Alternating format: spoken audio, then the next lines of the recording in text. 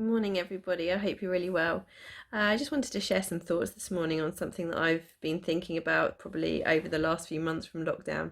Um, so I guess you know, before lockdown, we had all of these church structures in place, and you know, going into lockdown, all of that's been thrown up in the air, and it's really made me question and think about what reliance I was putting on church structures and for my own walk with God, like how much was I taking responsibility for my own walk? How much was I relying on turning up on a Sunday and just kind of being fed? And it's really made me think. It's been a really challenging time for me just thinking about that, and I guess realizing that actually quite a lot of my walk with God I did kind of put a lot of reliance into what was in place for me, and being having those things stripped away has made me realize that maybe I need to be taking more of responsibility for my own journey with God, for my own walk with God.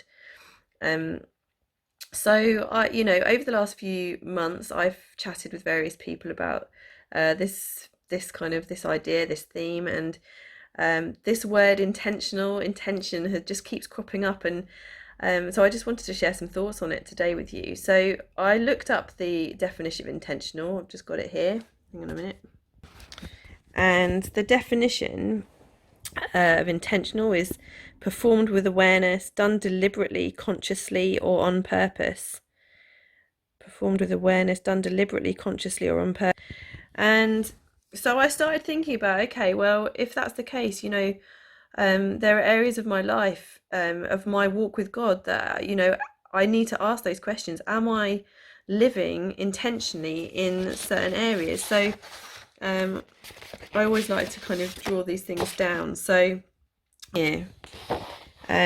So I started thinking about, am I being intentional in the kind of food, in the kind of teaching, in the kind of things that I'm listening to and looking at? Are they things that are doing me good, that are building my faith, that are deepening my roots?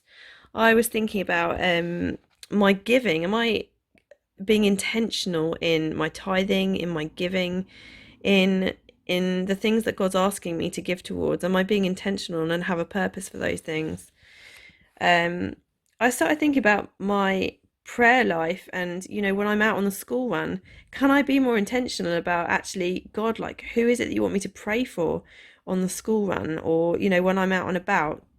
And finally, a really big one for me was, I was just thinking about my friendships, and am I seeking out God-centered friendships that are pointing me towards Jesus, that are challenging me, that are my Nathans? And am I investing in those and nurturing those friendships?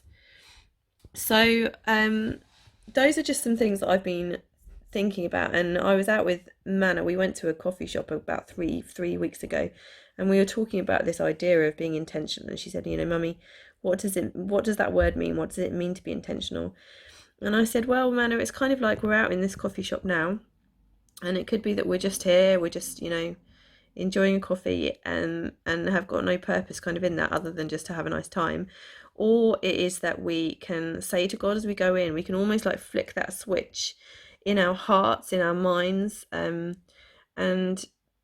just say to God, actually, is there somebody here that you want to speak to? Is there something that you want to be talking to me about while we're out and about? Just being a little bit more intentional, a bit more purposeful in those things. And it's, I guess for me, it's just helpful having that picture of a switch, and hopefully as I kind of practice that more and more, it just becomes more and more of a natural thing for me, that it's part of my life. So I want to just finish here really with kind of linking it into the theme of worship, which is what we've been looking at, isn't it, over the last few weeks. It's a quote that I have found quite helpful. It says, great accomplishments start with actions done intentionally. For example, being successful in any profession involves adhering to the requirements of dedicated labour. Experiencing a loving, fulfilled and God-glorifying relationship requires each person to do his or her part in being attentive, loyal and dedicated. The same is true for us as kingdom citizens in the family of God. We must live intentionally submitted lives.